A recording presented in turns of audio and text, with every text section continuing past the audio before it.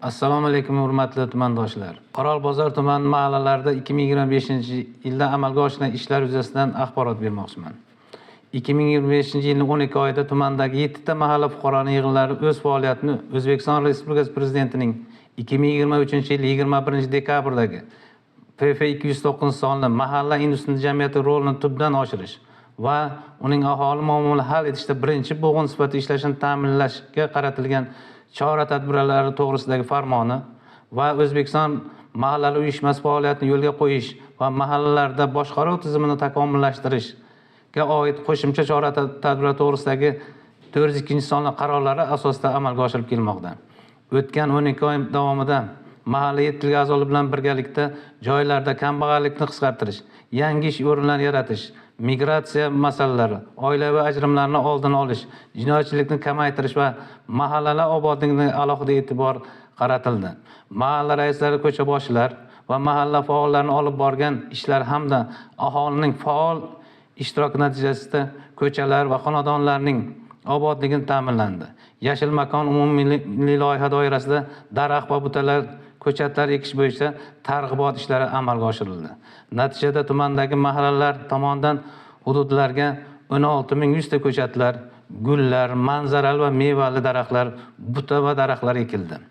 Mahallaning ijtimoiy-iqtisodiy muammolarini hal etish jamg'armasi mablag'lari hisobidan kambag'al oilalar xonadonlariga 5000 ta uzum, 2690 ta mevali daraxtlar olib berildi va ektirildi.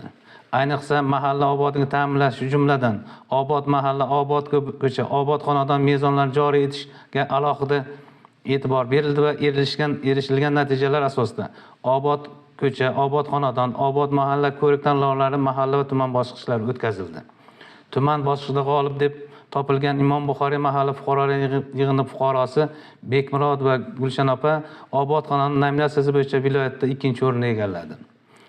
Obod ko'cha nominatsiyasi bo'yicha Imom Buxoriy mahalla fuqarolar yig'inida Naqshbandiy ko'chasi ko'chaboshisi Sharapova Hamra begim respublika bosqichida faxrli 1-o'rinni egallab g'olib deb topildi. Mahalla jamoatchilik nazoratini o'rnatish va qonun ustuvorligini ta'minlash maqsadida 7 ta mahallada asosiy yo'nalishlar bo'yicha 5 ta komissiyalar tuzildi. Mahalla fuqarolar yig'inlarida oilaviy qadriyatlarni mustahkamlash komissiyasining olib borgan ishlari natijasida 2025-yilda Bo'zachi mahallasida ajrim kamaygan bo'lsa, Jarqoq mahalla fuqarolar yig'inida ajrim umuman qayd etilmadi. Mahalla fuqarolar yig'inlarida jinoyatchilikni oldini olish bo'yicha olib borilgan ishlar natijasida Bo'ston, Jarqoq va Imom Buxoriy mahallalarida oldi olinish mumkin bo'lgan jinoyatlar sodir etilmadi.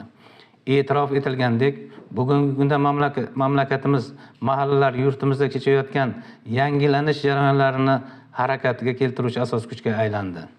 2025-yilning may-iyul oylarida yurtimiz bo'ylab katta siyosiy tadbir, mahalla raislar saylovi bo'lib o'tdi. Tumanda 7 ta mahalla saylovlar yuqori saviyada tashkil etilib, munosib nomzodlar bilan to'ldirildi. Prezidentimiz tadbiri bilan aytganda, bugungi kunda barcha islohotlar mahallada bo'lmoqda. Mahallaning qiyofasi o'zgarib, odamlarimizni dardi tashvishi mahallalar o'zida hal bo'lib kelmoqda. E'tiboringiz uchun rahmat.